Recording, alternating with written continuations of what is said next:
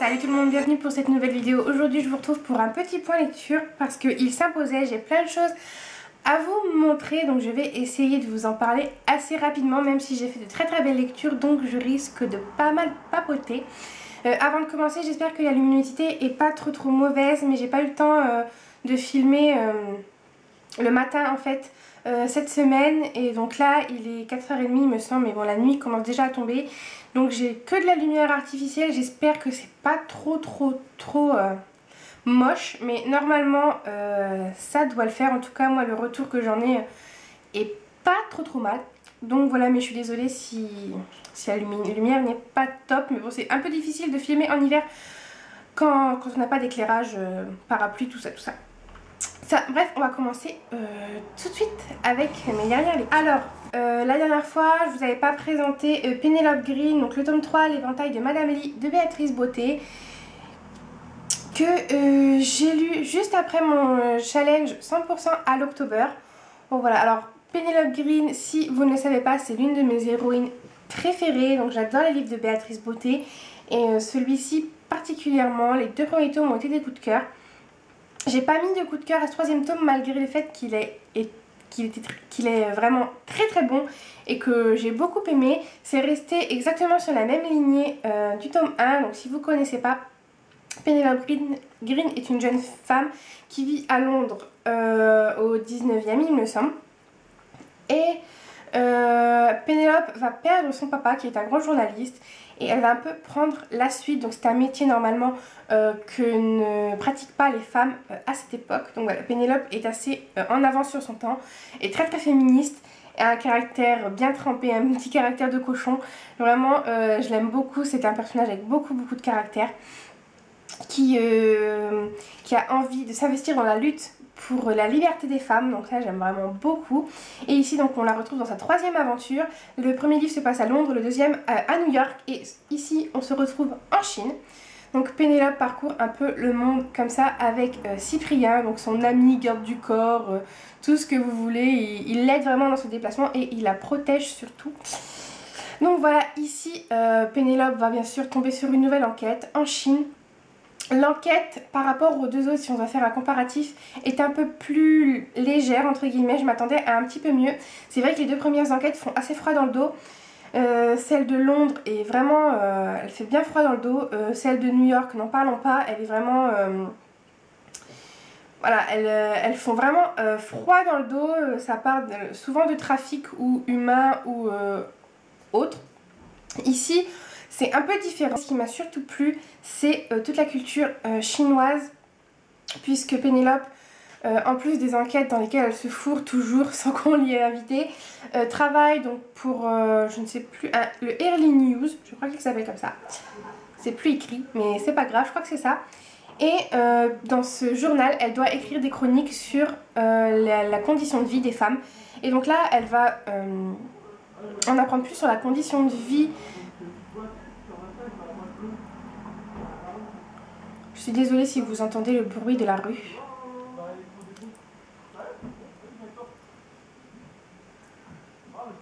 J'adore les gens, ils racontent leur vie sur le trottoir. Je suis au rez-de-chaussée, c'est super. C'est un faux trottoir. Bref, ici, Pénélope va en apprendre plus sur la condition de vie des femmes en Chine, dont la fameuse tradition des familles riches et même après des familles pauvres de bander les pieds des petites filles pour qu'elles aient les petits pieds. Donc je pense que vous connaissez, c'est quelque chose qui est quand même assez connu, mais moi j'en connaissais, voilà, je connaissais juste de nom. Là on l'explique vraiment plus, et du coup moi ça m'a amené, vu que je suis assez curieuse, d'aller faire des recherches là-dessus. Donc voilà, j'ai vraiment beaucoup aimé pour ça. La relation entre Pénélope et Cyprien est toujours aussi adorable. Ils sont vraiment trop mignons. Et donc voilà, j'ai beaucoup aimé, j'ai adoré retrouver Pénélope. Et bien sûr, si vous avez aimé les deux premiers tomes, vous adorerez ce tome 3 également. Ensuite, j'ai lu le tout premier livre que m'avaient envoyé les éditions Michel Lafon. Donc il s'agit de Il faut sauver Zoé d'Alison Noël. Alors si vous me suivez depuis un petit moment, vous savez que j'ai déjà lu la première saga d'Alison Noël. Donc il s'agit de Éternel, et qui est en 6 tomes si je ne me trompe pas. Je n'ai pas lu par contre la deuxième, qui est un spin-off d'Éternel, et il me semble qu'elle en a écrit une autre, fantastique aussi. que je n'ai pas lu. Mais ici, elle a écrit un one-shot, donc pas un peu plus contemporain, carrément contemporain d'ailleurs, il n'y a aucun élément fantastique dans ce bouquin. Donc ici, on va suivre Zoé. Zoé qu'on va retrouver un an après... Zoé, n'importe quoi. Echo. Donc Echo, une jeune fille qu'on retrouve un an après le décès de sa sœur. Donc Zoé, donc sa sœur aînée. Et ce roman, en gros, c'est comment va se reconstruire Echo. Parce que Echo était assez effacée. Elle était assez derrière sa sœur. Sa sœur était un peu la fille parfaite. Et elle était assez en retrait par rapport à sa sœur. Elle se dévalorisait beaucoup par rapport à elle. Et une chose en amenant une autre, Echo va se retrouver avec le journal intime de sa sœur Zoé. Et donc on va aussi apprendre à découvrir Zoé à travers ces lignes qu'elle a écrites. On va aussi apprendre le malheur qui l'a touchée, comment elle a disparu, ce qui lui est arrivé. Et donc Alison Noël ici prévient aussi beaucoup des dangers d'internet. Donc ça, j'ai vraiment beaucoup apprécié, c'est un sujet d'actualité vraiment. C'est bizarre de vous dire ça alors que moi je m'affiche pas tous les jours mais presque sur internet, mais c'est vrai qu'il faut être très vigilant. Et quand on a le jeune âge qu'ont les filles dans le roman, bah voilà, il faut pas le faire, faut le faire en connaissance de cause, faut aussi pas le faire derrière le dos de ses parents. Et donc voilà, toujours, voilà, même moi aujourd'hui à presque 22 ans, mes parents savent très bien ce que je fais. Et donc voilà, il faut quand même une certaine protection, même si une fois majeur, voilà, vous êtes en responsabilité de vous-même. Mais quand on ne l'est pas, voilà. Alison Noël ici rappelle cela que Internet, ça peut être dangereux malheureusement. Il n'y a pas que des bonnes personnes sur Internet, ça peut être parfois très malsain. Et donc ici, Echo, donc cette jeune fille va tout simplement essayer de se reconstruire après le décès de sa sœur. Donc je vous spoil absolument pas, c'est écrit dans la 4e de couverture. Donc voilà, j'ai vraiment beaucoup aimé ce livre, c'est très touchant. Echo est un personnage vraiment adorable. On grandit un petit peu avec elle. Elle évolue beaucoup dans ce roman. Et voilà, c'est très mignon, c'est très touchant. Et je vous le conseille vraiment vivement. Et je vous le conseille aussi surtout, je pense, si vous avez lu la saga Éternelle et que vous ne l'avez pas forcément aimée. Alors je m'explique, moi j'ai beaucoup aimé la saga Éternelle. Même s'il est vrai que ça tournait un peu en rond. Mais là, j'ai redécouvert une autre Alison Noël, c'est vraiment une autre plume, j'ai l'impression que c'était pas la même auteure. Et donc vraiment, redonnez-lui sa chance parce que en tout cas avec ce roman, c'était juste trop chouette et je l'ai vraiment beaucoup aimé, donc je vous le conseille. Ensuite, j'ai lu un autre livre qui m'a été gentiment envoyé également, j'ai pas fait exprès mais c'est vrai que je les ai lus un peu à l'enchaîner. Donc il s'agit des Les Brumes du Caire, donc de Rosie Thomas aux éditions Charleston. Donc je remercie aussi beaucoup pour ce beau livre. Autant à l'extérieur qu'à l'intérieur, parce qu'il faut avouer que cette couverture est magnifique. Et pour moi qui ne lis presque jamais de contemporain, je lis quand même beaucoup de fantastique. Et en fait en ce moment, bah, j'ai limite plus envie de fantastique et plus envie de lire du contemporain et quand même un peu de dystopie. Mais voilà, j'ai beaucoup envie de lire des livres ancrés dans la réalité comme ça. Et donc ici, on va suivre 3 femmes. Donc Iris, la doyenne, entre guillemets, la grand-mère, Ruby, sa petite fille, et je ne sais plus comment s'appelle la maman de Ruby. Bravo. Je sais plus.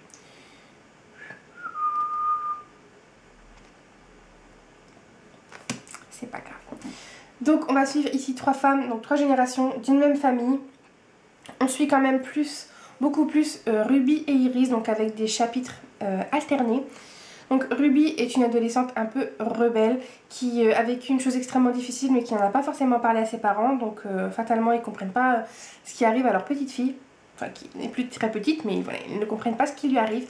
Ruby va un peu, beaucoup fuguer. Elle va prendre toutes ses affaires et elle va se rendre au Caire. Donc chez Iris, sa grand-mère qu'elle n'a limite jamais vue. Donc voilà, c'est une relation qui va se créer entre 2 femmes d'âges différents, de cultures différentes, mais qui au final elles vont se rejoindre. Et j'ai énormément aimé ce livre. J'ai beaucoup aimé le personnage d'Iris, qui est une vieille femme tellement sage et qui a aussi été une jeune femme exceptionnelle. J'ai vraiment beaucoup aimé toute son histoire. Elle vit une histoire d'amour avec Xan, donc Alexander, qui est juste magnifique. Je pense que c'est l'une des plus belles histoires d'amour que j'ai pu lire. Ce livre est aussi, en tout cas en ce qui concerne Iris, sur fond de Seconde Guerre mondiale. Pas durant tout le roman, mais il y a quand même un moment où, qui se passe pendant la Seconde Guerre mondiale, donc pendant la Seconde Guerre mondiale au Caire. Et c'est vrai que c'est pas forcément un pays dont on sait ce qui s'est passé pendant la Seconde Guerre mondiale. Donc là, on en apprend plus, on en apprend beaucoup plus sur le Caire. Et moi, j'en ai aussi appris beaucoup sur la religion musulmane que je ne connaissais pas, à vrai dire. Et je trouve que Rosie Thomas elle a eu raison dans ce roman d'y inclure des passages religieux, oui ou non, mais de culture, voilà, vraiment culturel du Caire. Parce que, mais n'étant pas musulmane moi-même, étant d'une autre confession, ben, ça ne m'a pas dérangée. Et ça apporte un plus parce que malheureusement avec les médias aujourd'hui, on a parfois une vision de certaines religions qui est certainement totalement fausse. Donc voilà, il est vrai que voilà, avec tout ce qui se passe en ce moment, on peut parfois faire l'amalgame entre certains extrêmes et des religions totalement pacifistes. Et donc voilà, ça m'a marqué quand même parce que voilà, c'est pas une religion que je connais et ici on a des petits éléments. Et je vous dis, moi qui n'ai pas musulmane, ça m'a absolument pas dérangé. Et voilà, c'était très très bien écrit. Ruby aussi, justement, apprend à connaître cette culture qu'elle ne connaît pas, apprend à connaître cette religion aussi, c'est à travers elle qu'on apprend ça. Et voilà, c'est un très très beau roman où on en apprend beaucoup sur le Caire, beaucoup sur les coutumes et la religion la plus représentée, je pense, là-bas.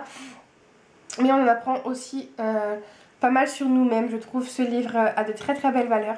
Dans la famille, pour moi la famille c'est quelque chose de sacré. Et ici Ruby va s'en rendre compte. Elle va s'attacher à Iris à un point inimaginable et c'était juste tellement beau. Moi qui suis extrêmement proche aussi de ma grand-mère, voilà, je me suis reconnue en elle, en leur relation si fusionnelle. C'est vraiment très très très beau. Iris en plus est malade, assez âgée. Donc voilà, elle a une finitude hein, comme tout le monde. Et quand Ruby va prendre cette conscience voilà, que sa grand-mère n'est pas éternelle, voilà, il y a quelque chose, c'est vraiment très très beau. On verse des petites larmes de temps en temps. Il y a même un moment où j'ai versé toutes les larmes de mon corps. Parce que Iris n'a pas eu une vie facile. Comme je vous le dis, c'est sur fond de guerre mondiale. Donc voilà, il va y avoir des moments extrêmement difficiles où elle rend visite à des blessés dans un hôpital, etc. Elle va vouloir devenir infirmière, par la suite devenir médecin. Donc voilà, je vous laisserai découvrir tout ça, aussi sa relation avec Xan. Xan qui est capitaine, donc qui est soldat. Donc voilà, c'est quelque chose d'assez riche en émotions. Et c'est vraiment un sublime roman. Je pense que j'irai faire un tour sur la biblio de l'auteur pour lire certainement d'autres de ses livres parce que j'ai vraiment beaucoup aimé ce livre et franchement je pensais pas. Quand on m'a proposé un partenariat, j'ai regardé les romans et c'est vrai qu'il m'a tapé à l'œil et j'ai bien fait de suivre mon cœur parce que c'est, comme je vous le disais, je lis très peu de contemporains et là franchement celui-là il était fait pour moi. Donc voilà, je remercie encore une fois les éditions Charleston parce que j'ai vraiment adoré ce livre. Et le dernier livre que j'ai à vous montrer, donc il s'agit de La véritable histoire de Noël de Marco Leno. Donc si vous avez vu ma dernière vidéo, je vous en ai parlé un petit peu. Donc ici c'est un conte de Noël, donc un conte de Noël finlandais que je ne connaissais absolument pas et qui a fait chavirer mon cœur de petite fille qui adore Noël. Quand on aime Noël, quand on aime cet esprit, ces valeurs, tout ce que représente l'esprit de Noël, eh bien, on peut que aimer ce livre. C'était juste magique, c'était juste palpitant, juste tellement beau. Donc, en gros, ici, on va suivre Nicolas. Donc, Nicolas qui est un petit garçon de 5 ans qui va perdre ses parents une nuit avant Noël. Il va être recueilli par les villageois. Mais malheureusement ces villageois étant tellement pauvres, ils ne vont pas pouvoir accueillir Nicolas plus d'1 an dans leur famille. Donc Nicolas tous les ans à Noël va changer de famille. Et pour remercier ses familles de l'avoir accueilli et de lui donner tout cet amour, eh bien il va fabriquer des jouets pour les enfants du foyer. Donc c'est comme ça en fait en gros que va naître la légende du Père Noël. Et ce qui est brillant dans ce roman, c'est que allez, les derniers chapitres, on va dire, ce livre pourrait totalement être vrai.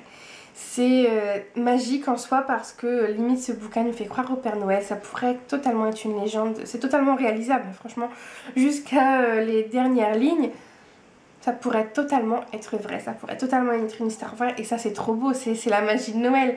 Je veux dire, moi si on m'avait raconté ce conte quand j'étais petite, voilà, je pense que mes yeux auraient brillé. Mais là, j'espère que ça a fait exactement la même chose. C'est juste un très très beau conte de Noël. C'est plein d'espoir, c'est plein d'amour, c'est tellement beau. Il y a des moments très difficiles où on verse quelques larmes, mais c'est vraiment très très très beau.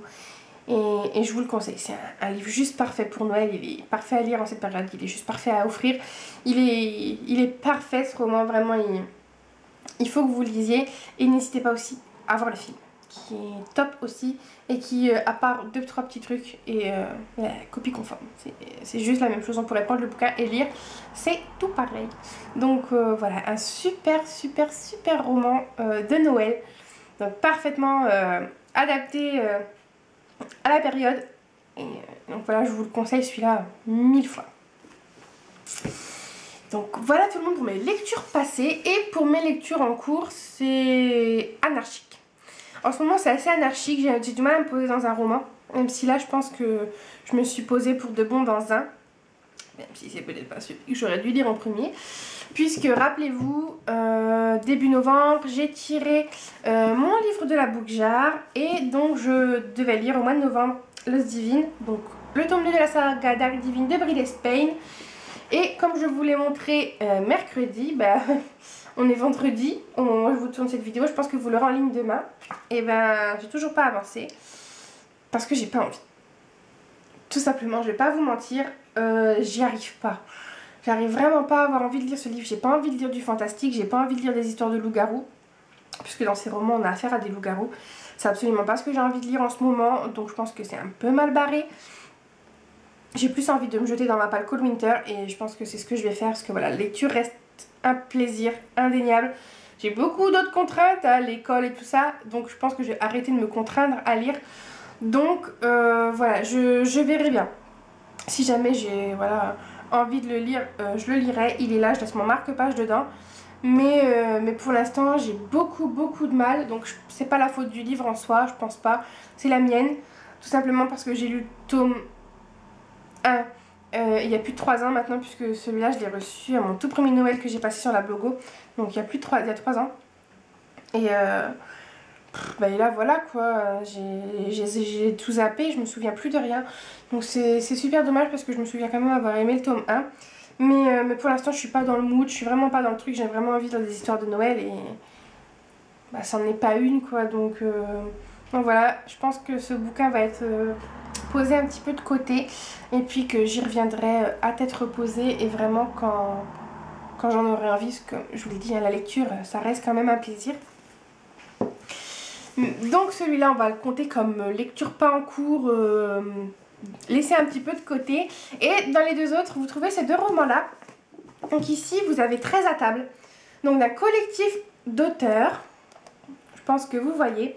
Et en fait j'ai lu la première nouvelle un soir comme ça, j'avais envie, donc j'ai lu la nouvelle de Françoise Bourdin et c'était vachement sympa. Pour le moment j'ai pas encore continué, mais ça ne serait tardé parce que j'ai vraiment envie de m'y remettre à ce petit roman. Il était juste chouette, en tout cas la première nouvelle était juste chouette, donc j'ai hâte d'y retourner. Mais le roman qui fait le plus palpiter mon cœur en ce moment, c'est un livre que m'a prêté une copine il y a 2 jours. Et je m'en doutais de toute façon quand elle m'a dit qu'elle avait fini, qu'elle allait me le prêter, que j'allais me lancer tout de suite dedans et que c'était fichu pour mes autres lectures. Donc il s'agit de Médecin d'urgence de Marc Magro. Donc un témoignage émouvant et intense au plus près de l'action.